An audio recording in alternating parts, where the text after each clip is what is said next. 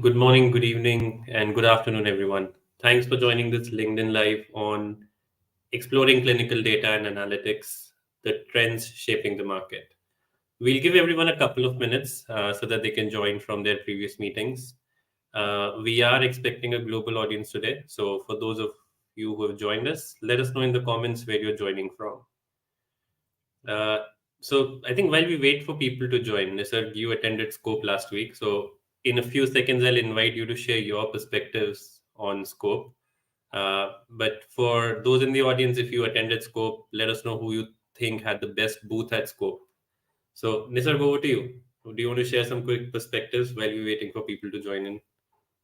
Yeah, thanks, Chunky. So overall, it was a great conference, and I think there are two big challenges which the pharma industries are trying to solve for, right? One is the interoperability challenge, and the other is unlocking value from data. So what I've seen is that the product provider community is trying to innovate over here, try to accelerate time to insights through, say, low code, no code approaches, and then, of course, there is a focus on advanced analytics, giving access to the data which lies unlocked in the pharma ecosystem.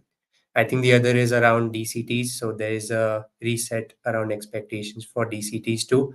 But overall, I do see pharma companies trying to solve for scalability of DCTs in their ecosystem.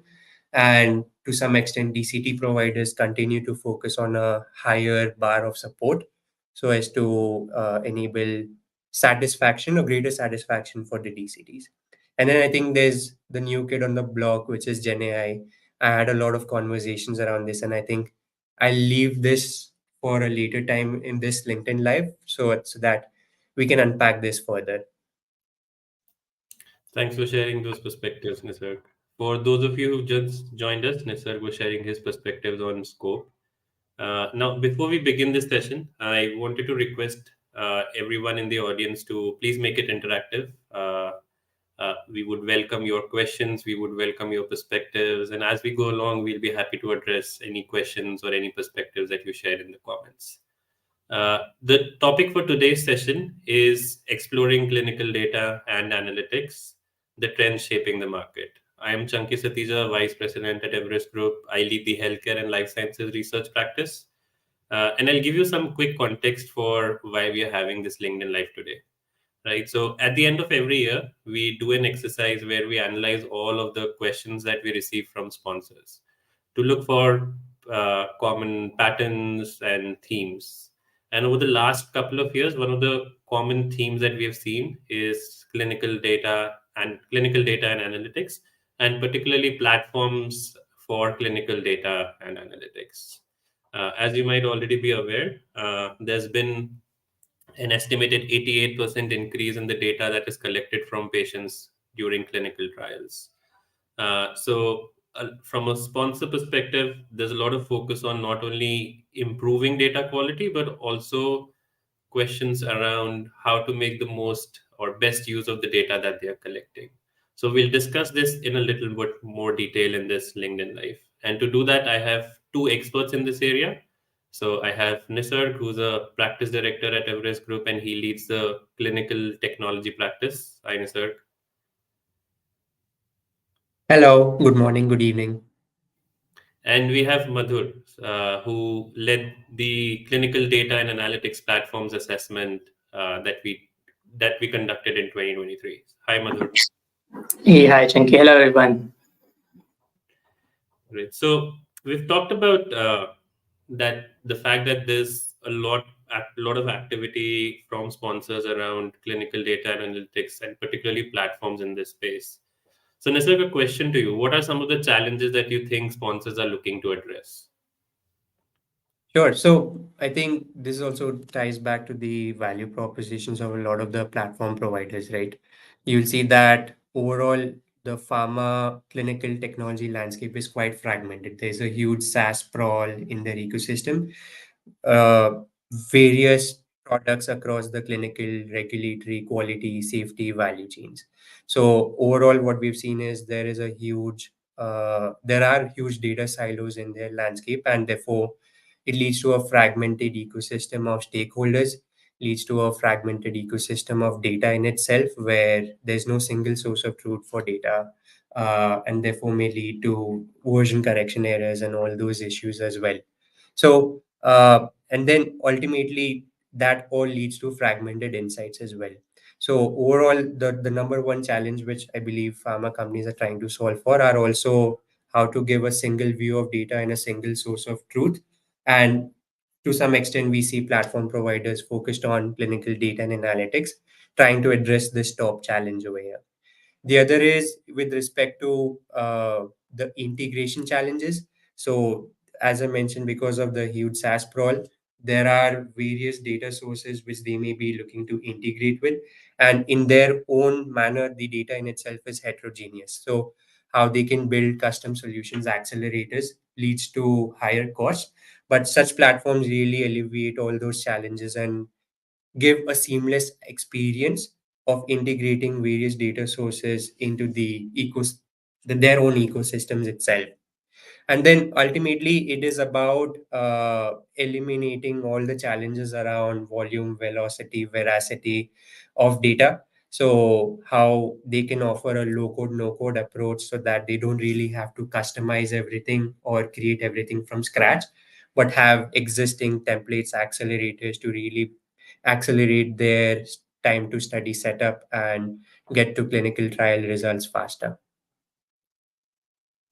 That's interesting, right? So I think you mentioned a lot of challenges around data integration as well as visibility, right? I think that in my conversations, I think that is also one of the consistent themes.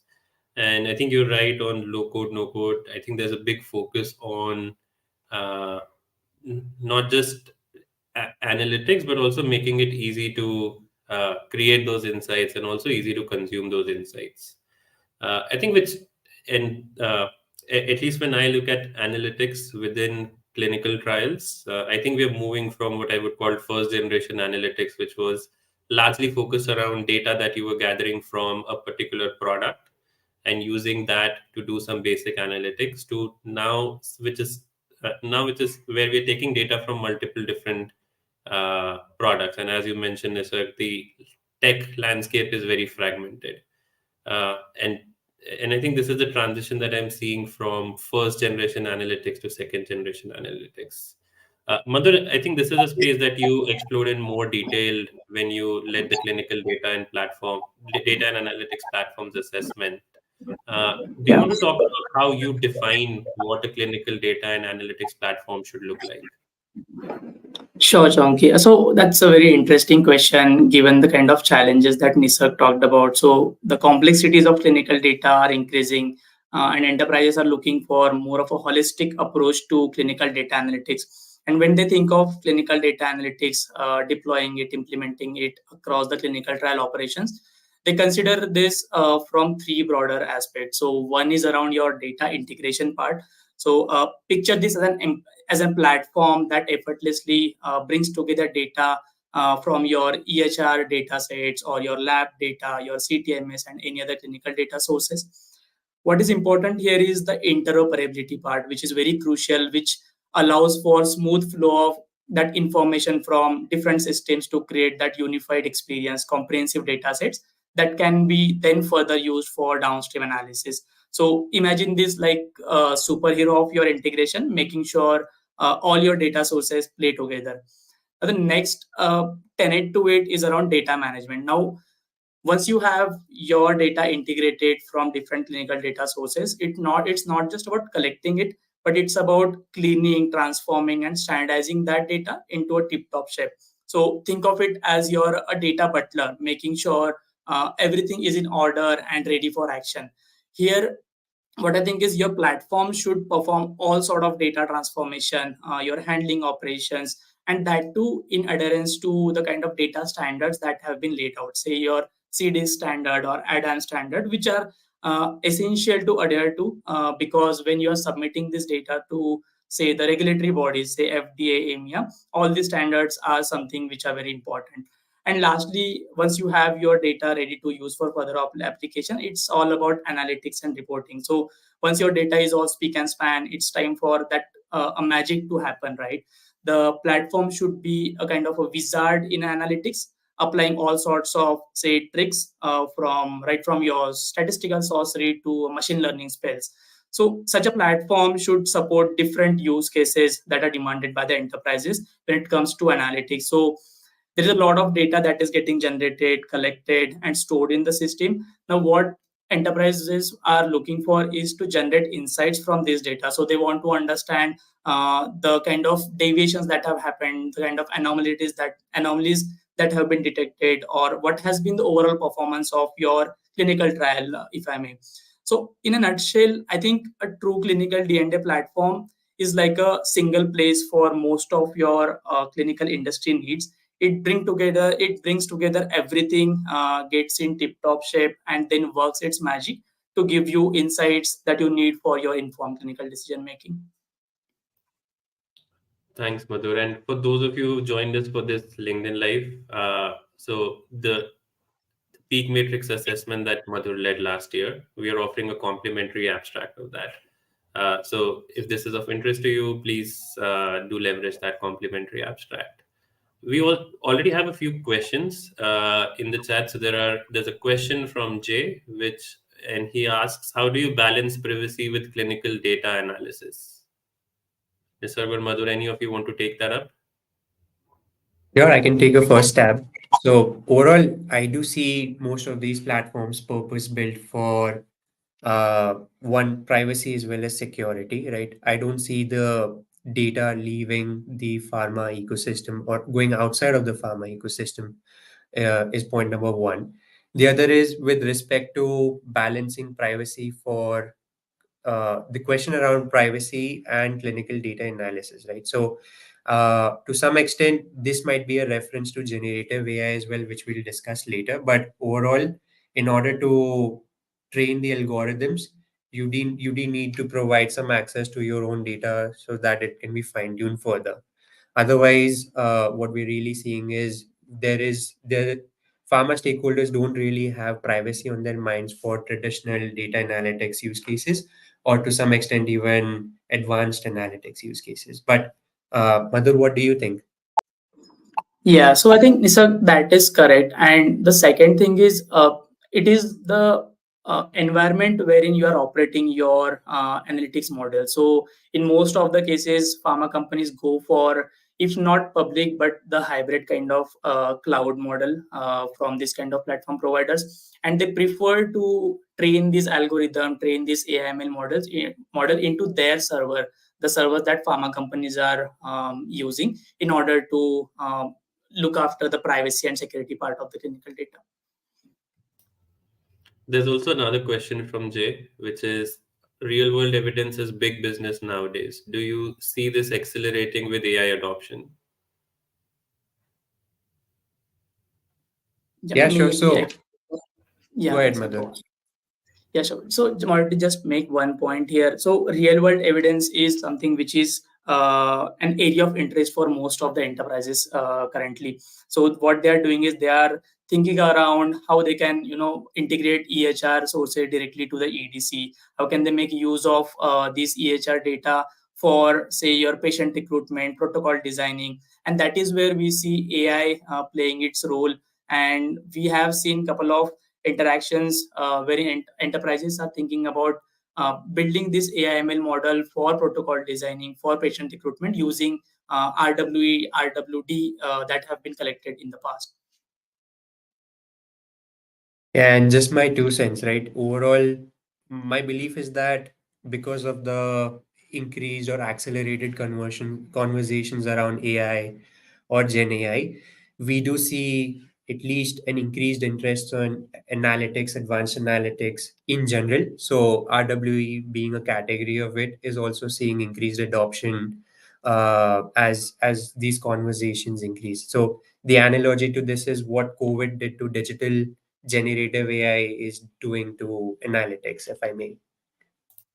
Yeah, and I would concur, right? Because if you look at a lot of these data and analytics platforms, even a lot of platforms that play in the DCT space, I think one thing that a lot of them are focusing on is how you bring all of the evidence that is generated, which is not captured in your traditional systems like an EDC.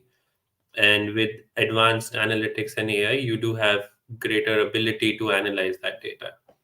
There's one more question around what kind of automation are you seeing? For example, macros to annotate data fields. Madhu, do you want to take this first? I Yeah. can go after you. Yeah. So, Jay, the automation part that you talked about, I think it's mostly about the data entry wherever it is applicable. So, consider your patient form wherein patients are kind of filling their data. It has to be auto-populated mechanism that has been implemented.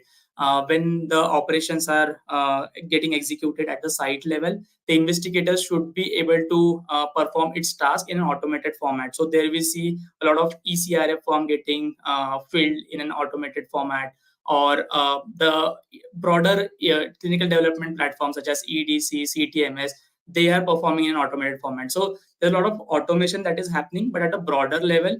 And at a data level, we see some of the automations at data cleaning, data standardization, and even to some extent in data anonymization, wherein this automation using AIML is something which is kind of is an interest for most of these platform providers and demanded by the enterprises. So, Madhu, And since you mentioned these platform providers, right? So, I think in your assessment, there were a few different types of players, right? So, you have what I would call some providers that specialize in providing data and analytics services and platforms, and there are CROs, there are service providers, there are large e-clinical providers, right? So, uh, the question to you is, are they bringing a different value proposition, or are they trying to bring the same thing but just from a different lens? Yeah, that's an interesting question, Junkie. So this space is definitely getting crowded, but the different categories of provider that you mentioned, they are approaching the entire idea of clinical data analytics in different ways. So the players who have clinical data analytics, data management platform, they offer a very comprehensive suite of services, end-to-end data management with a layer of robust analytics, AML capabilities focused on clinical value chain, and they show a good mix of revenue from their platform license fee as well as customization, more skewed towards large pharma clients. And they also have a good amount of partnerships in place, say for orchestration, data migration, implementation, deployment. So that's a one category of provider that I see. Next, you talked about CROs. So CROs are mostly using their superior clinical operations services due to years of experience in conducting trials. So they have an integrated approach in certain areas. So it can be into just data management or some bit of analytics and reporting dashboarding. Then there are some incumbents in this space, some of the large clinical technology providers who have already built their clinical development modules, and they are trying to ensure the ease of integration across these modules. So they are mostly taking a plug and play approach when it comes to clinical data management analytics.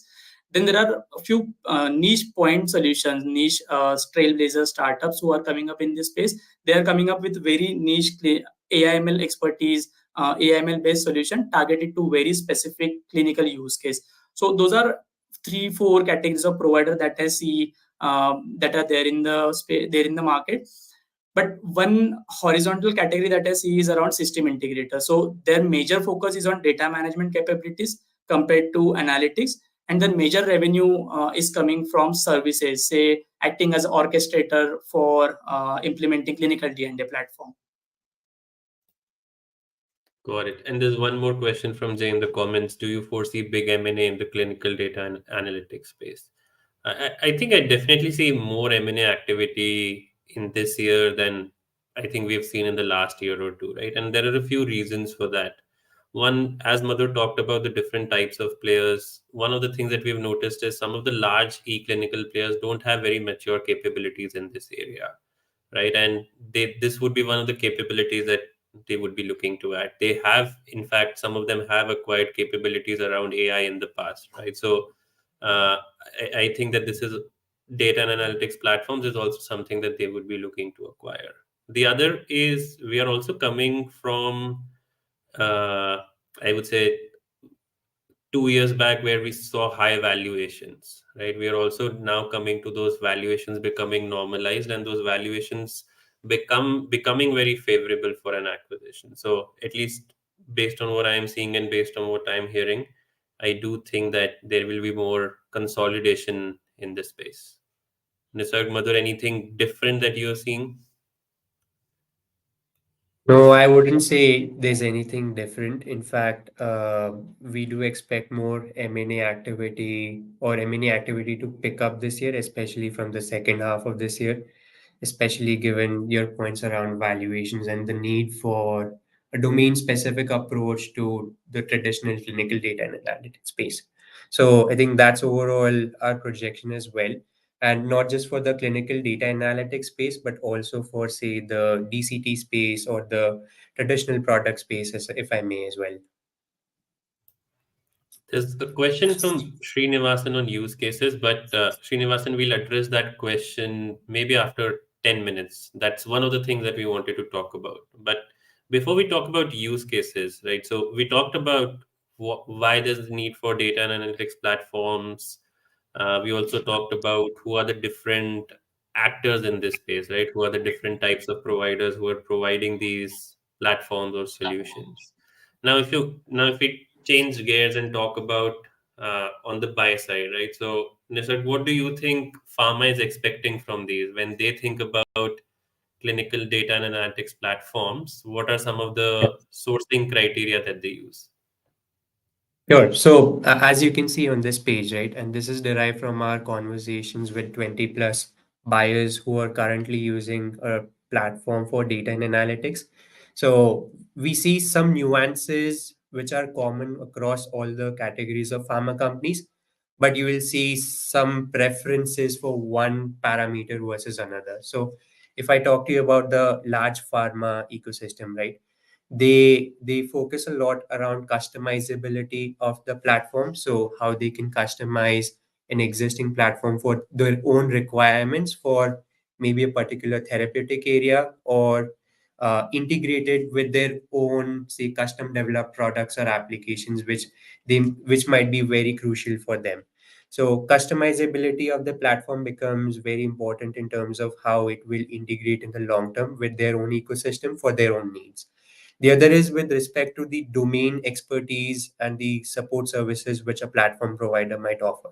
So when I refer to domain expertise over here, I think a lot of the use cases which fall under AI, ML, or generative AI lend themselves to the domain expertise equation. So how effectively a platform provider can enable a particular use case around AI, Gen AI in their environment, and what is the credibility of the team who can deploy it at a large scale setting.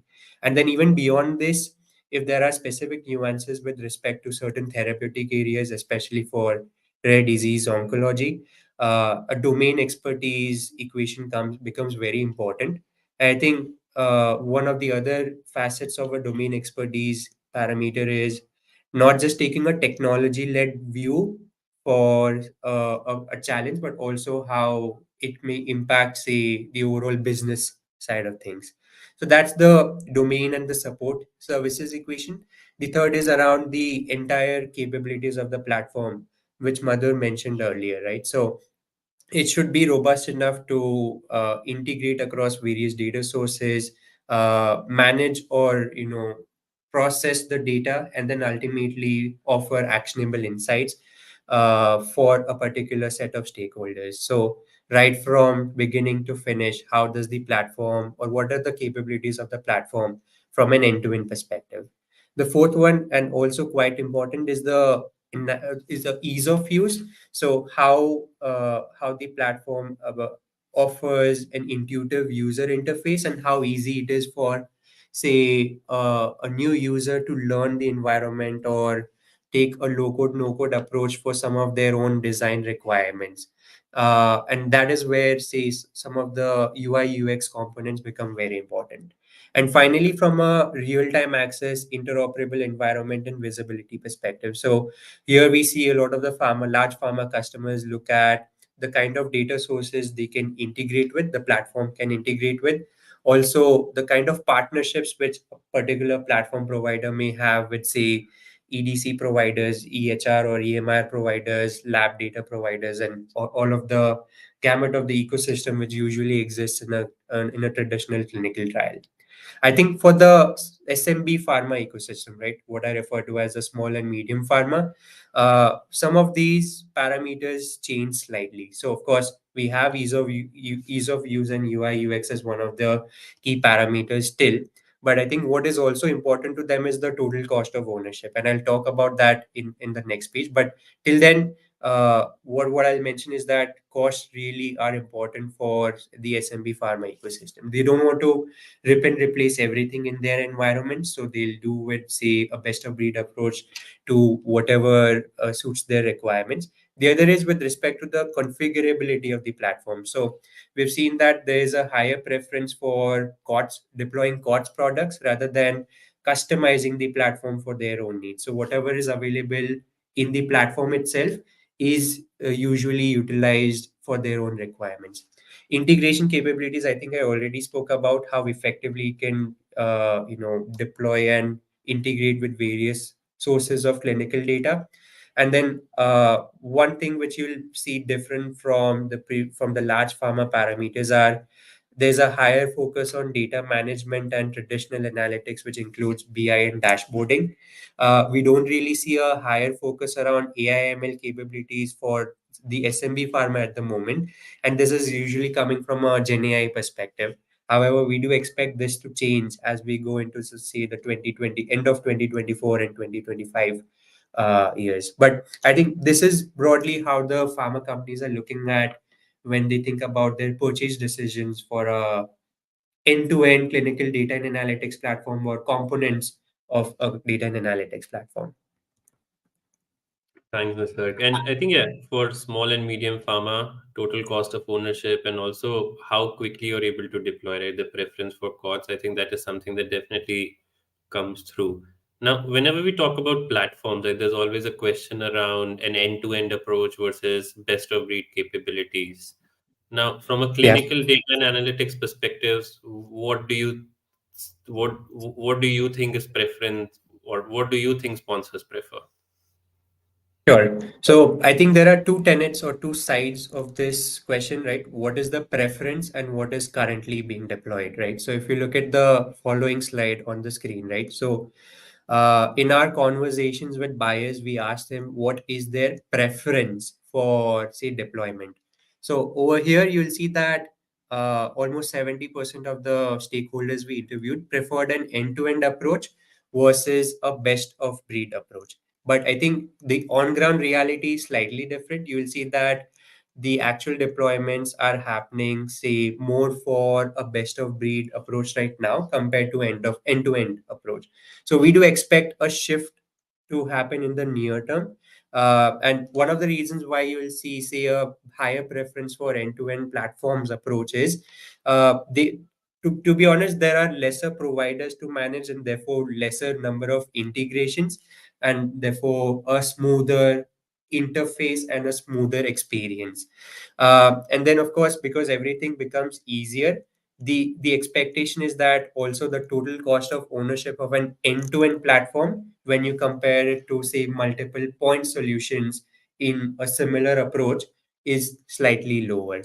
However, the reason why we still see pharma companies, especially the SMB pharma companies, deploying a best of breed approach is because a true end-to-end implementation across multiple therapeutic areas can get quite costly, and I think the deal times also are quite high. So we have seen platform providers mention of or lead times go up to even 2 to 3 years for an end-to-end deployment. So usually we've seen that farmers may usually start off small and then scale once they see success in particular value chains or use case areas. So I think that's our initial read of the market, but we do see a higher preference for an end-to-end platform deployment approach in the coming few years. And I think we're already seeing something similar happen in the, say, EDC, CTMS, or the reg safety environments where pharma companies are thinking about an end-to-end approach because of the benefits which it has to offer. And you think this is following a similar trend where sponsors want an end-to-end approach, but right now, maybe because of how the supply ecosystem is, maybe there are not a lot of end-to-end options, or maybe there's not enough maturity, that currently the adoption is more best of breed, but the desire is to go more towards an end-to-end platform. Yes, correct. So overall, I think platform maturities as they become more streamlined and also fit for purpose across, say, the clinical, regulatory, quality, safety value chains, that's where we see a higher uptick or interest for an end-to-end deployment approach. Makes sense. Now, I think there were some questions around use cases, right? So maybe let's address those. So, Madhur, when you assessed clinical data and analytics platforms across clinical trials, regulatory, safety, quality, uh, did was the adoption of data and analytics platforms as well as what use cases they were addressing, was it more uniform, or you see more adoption in certain areas versus others?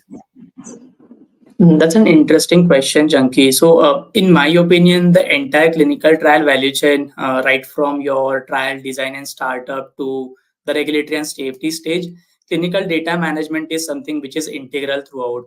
However, if we talk about analytics in specific areas like your trial design, execution, when the study is actually live, these are some of the areas which see maximum adoption as most of the raw clinical data gets generated at the start and the earlier stages of clinical trial. And also, this data is very dynamic and gets stored and handled across multiple systems. And that's why creating that visibility, tracking the performance become more important for various stakeholders when it comes to clinical data analytics and management. So you mentioned that you see more use cases around, or more adoption around trial design, startup, conduct, and closeout. But and I also see some of the use cases mentioned here, right? So maybe talk us through some of the use cases that you think are seeing more widespread adoption compared to others. Yeah, so I'll again start from the first stage of clinical trial, which is trial design and startup. It's important to understand what are the expectations that pharma or the sponsors have at this stage. So sponsors are mainly concerned about the trial feasibility to understand what are going to be the outcomes of this particular assessment. They want to understand a realistic patient population from the EHR, EMR data, and want to understand and assess the feasibility of eligible patient to meet the specific inclusion exclusion criteria. So these are some of the broader expectations that pharma enterprises have, and through which they want to kind of save time, save cost, and accelerate patient recruitment, faster the site selection process.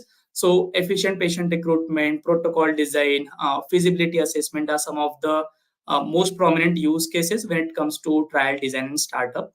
If you talk about trial conduct and when the study is actually live, a lot of data that gets generated and integrated into various applications.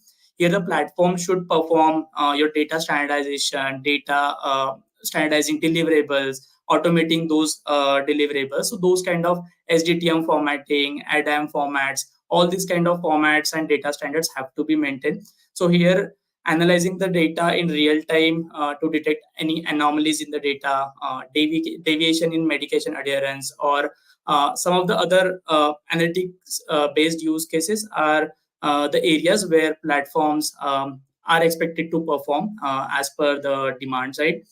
And when it comes to regulatory aspect, I think platform should be able to work in a compliant and audit ready environment to write those analysis codes that are required.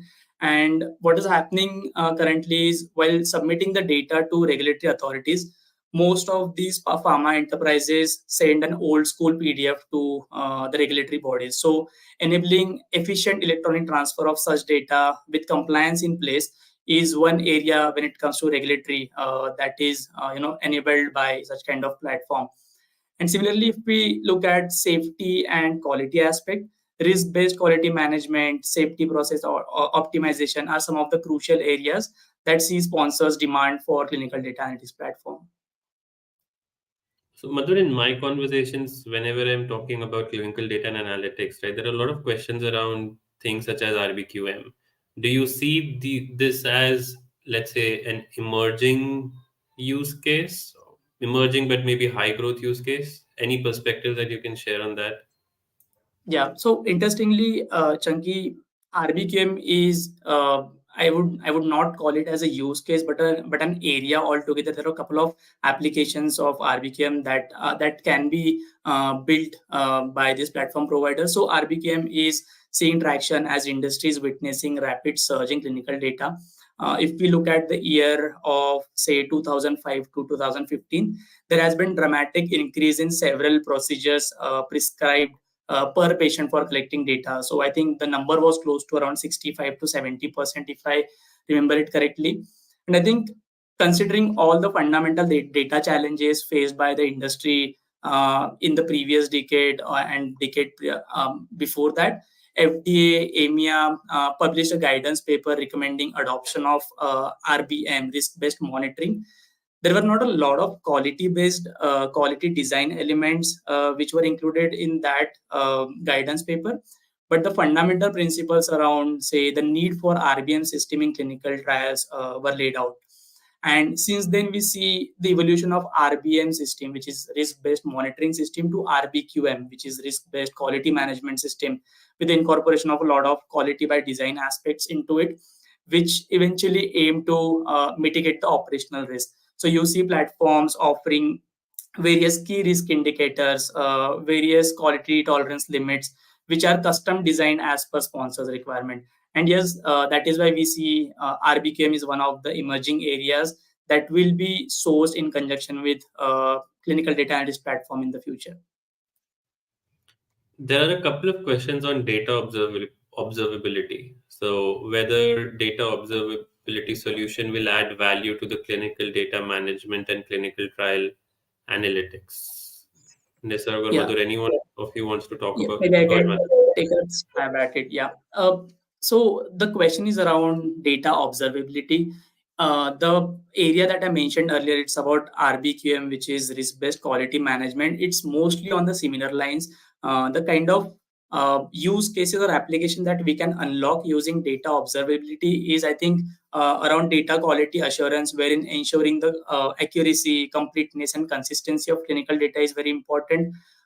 Next, I think detecting the issues earlier. So by proactively monitoring these data pipelines, data observability tools can detect the issues earlier. And lastly, I think once if you have this consistent monitoring in place, the compliance and regulatory requirements can also be taken care of.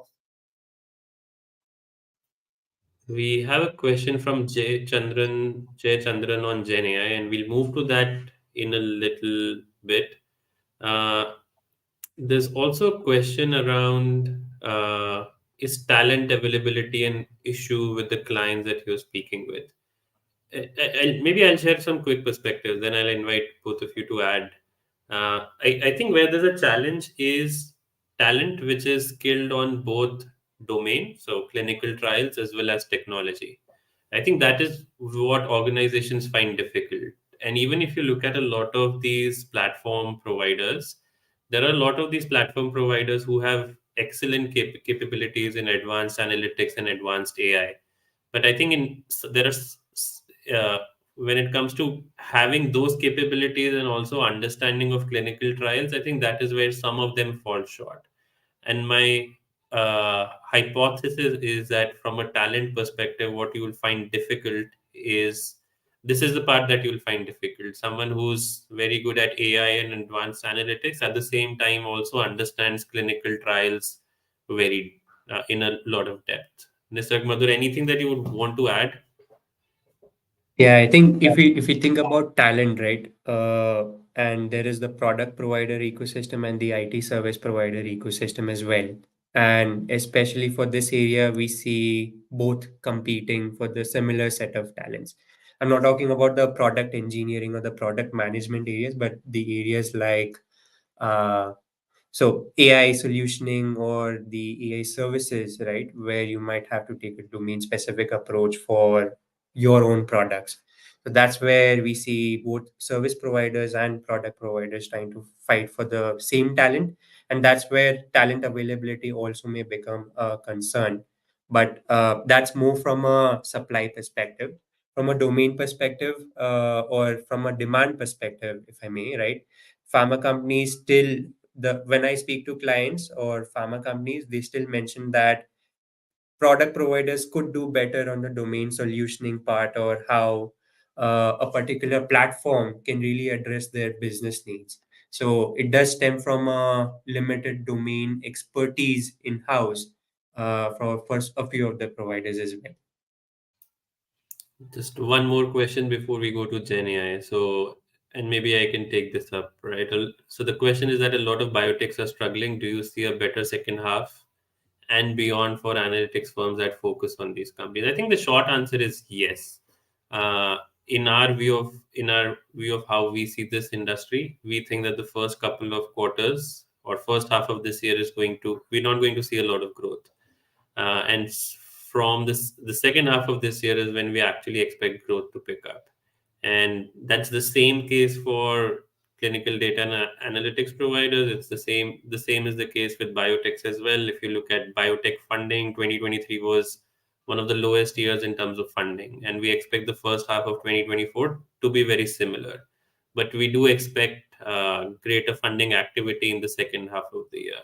So the providers that serve these companies will naturally also see an uplift in their growth in the second half of the year as well.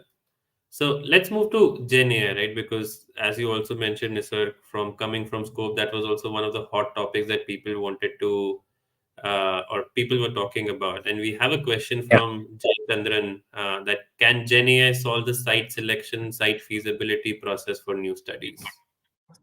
Sure. So I think before I answer that, I just wanted to give my 2 cents on Gen AI as a technology, right? So overall, there is a lot of there are a lot of questions, and pharma companies are looking at generative AI as a potential technology which can solve for some of their challenges. The Now, the question is whether we see Gen AI really scaling as per the rate of conversations we are having, right? And the answer to that is no. I think to some extent, we really see a lot of proof of concepts, but almost 85-90% of them aren't really seeing the light of day because of a couple of reasons, right? The first one is there are scalability challenges.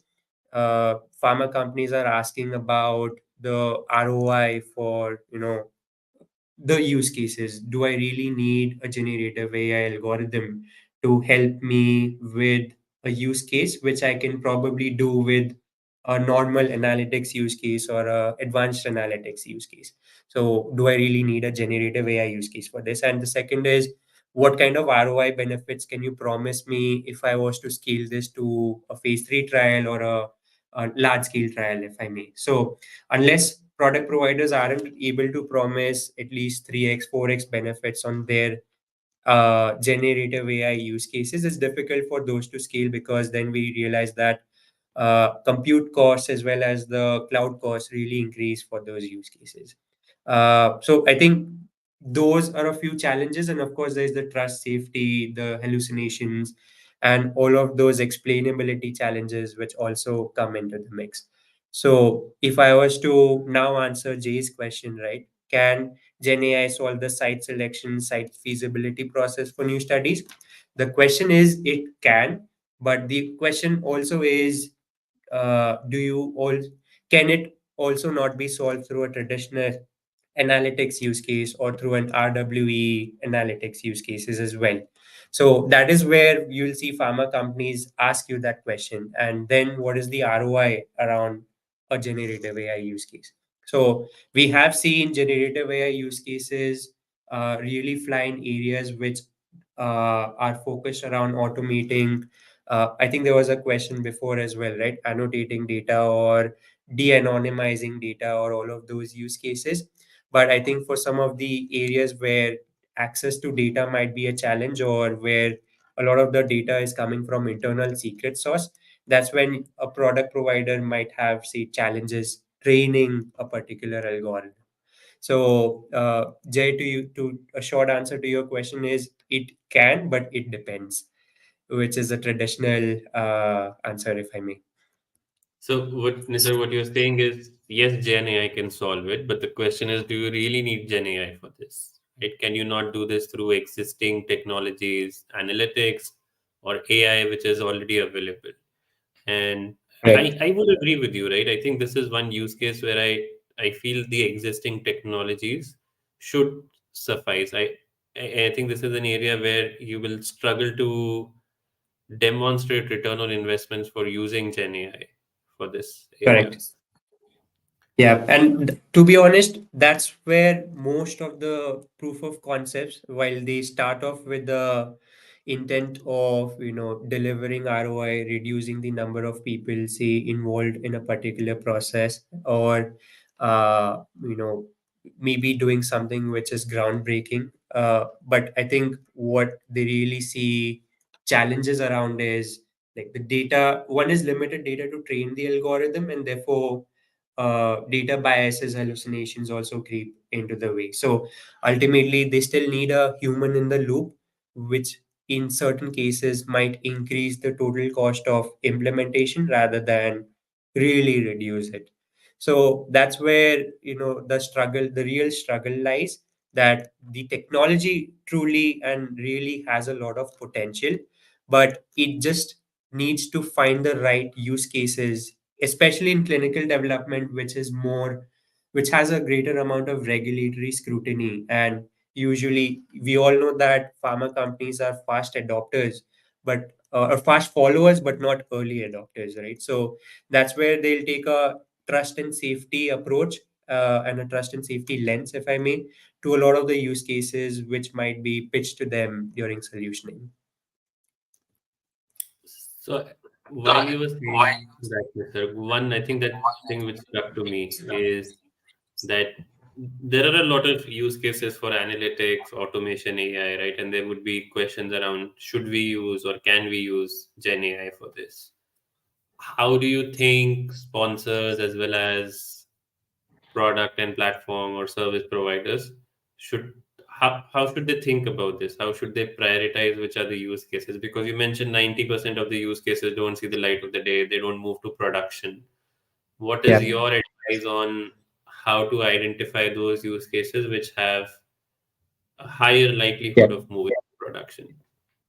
Correct. So I usually think about four key parameters for evaluating various generative AI use cases, right?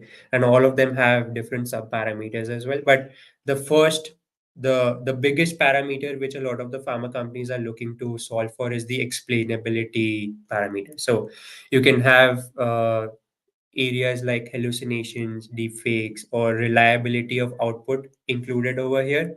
So if you're able to, if your generative AI use case is able to, work around most of these challenges, then of course there's a higher potential to scale it. The second parameter is with respect to the data security and privacy concerns. So will implementing a generative AI use case cause my own internal data to probably go out of my landscape? Or if a particular generative AI algorithm is being used to, if my data is being used to train a particular generative AI algorithm, and then it might probably benefit someone else as well, then there are some reservations over there too when it is secret source. The third is with respect to the ownership and responsibility in terms of who owns the output or who is accountable for, say, an output which might not really be the best in class output, if I may. So I think there are a couple of examples out there, not in the pharma industry, but others where, say, an unrealistic output was produced and an unsuspecting user really used it in their work, right? And then led to complications downstream. So how do you manage for that? And to some extent, the last is around bias and ethicality. What are the chances of a biased output and an unethical output or unethical response, if at all? And that really gets pharma companies worried a lot, because if you expose these algorithms to stakeholders like patients and sites, then the potential for downside is way more than the potential for upside, at least at this moment. So if you are able to evaluate your generative AI use cases on these four broad parameters, And if you're able to showcase output or a use case which gets a lot of ticks across most of these sub parameters, then I think those are the use cases which will really see light of the day. And which is why I mentioned, right, a lot of use cases focused around anonymizing data, automating a few data flows, or regulatory document creation, etc., which are seemingly low hanging fruits. They are the ones which are getting prioritized because of potential cost savings down the line. Yeah, that makes sense. I would probably add a couple of more things as well, right? So we talked about return on investment. So I think cost is also a big parameter. I don't think a Yeah. lot of sponsors have a good way of measuring that, right? And I think that is one of the reasons why a lot of those pilots don't move to production. And I think the other is it probabilistic versus is it deterministic, right? I think that also would uh, or that would also be important to whether you need Gen AI or whether this can be solved through AI and analytics. We have one more question from Jay. So, are you seeing clients expressing the difficulty of getting trial sites with the right infra? I would say, based on my conversations, yes. And I think one of the, or uh, from a site perspective, right, we often hear about challenges in terms of too much technology that they have to deal with, particularly now that they're also collecting data directly from patients. So I, I think as it is, a lot of independent sites find it very difficult to again just keep the lights on. But I think with some of or with more technology getting into the picture, I think this is only going to increase. Madhur or Nisarg, anyone wants to either of you want to add anything to it? Yeah, Madhu, why don't you take a shot? I'll follow you. Yeah, so Nisarg, Chunky, as you pointed out, things around infrastructure that is required for sites operationalization. I see couple of sites struggling with advanced medical facilities, specialized equipments that are required for running these trials with an incorporation of advanced technology. So even if you take an example of data analytics platform or DCT platform, there are a lot of nuances around technology, the knowledge of operationalizing that technology, and then eventually integrating that technology into sites environment. This takes a lot of understanding around mobilizing few elements, operationalizing couple of aspects of this technology, and then getting into the operations part. So I do see sites facing challenges in terms of infrastructure with respect to getting a hang of technology in terms of operationalizing the data technology by having an adequate knowledge how to do that, and then using it in a day-to-day basis. Yeah, and if I may add, right, I think every sponsor might have their own requirements around sites deploying or adopting their specific platforms, right? But if you really think about it from a site's perspective, at the end of the day, they might have to work across, say, 10 to 15 different products for maybe different processes or use cases. So that also adds a lot to their own infra challenges, which I think the industry is trying to solve for at the moment, but has not yet. So I think we've covered all that we wanted to and we've addressed all of the questions. Maybe just one last question to Madhur, right? So you ran this assessment last year. What are your plans for this year? Yeah, I think what I observed during that assessment is this space is growing rapidly. Platform providers are innovating a lot in this space, be it in terms of say user experience, the way stakeholders are interacting with the technology. So bringing in a lot of low code, no code nuances, bringing in a lot of configurability into their platform. Then things around the custom use cases that are demanded by enterprises nowadays. So they are building a lot more accelerators on top of existing analytics layer. So that is something which will be an interest for enterprises going ahead. So these are the two areas that I see taking some sort of an investment also from these platform providers, and there is a growing interest from enterprises as well. So do you plan to do a rerun of the assessment? Probably yes. Okay, good. I think that's it, right? That's it from us. Thanks everyone for joining in. If you would like, if you're interested in the research that Madhur led, please feel free to download the complimentary abstract of the clinical life sciences clinical data and analytics platform Speak Matrix Assessment. Thanks everyone for joining in. Have a nice rest of the day. Thank you, everyone. Thanks, everyone.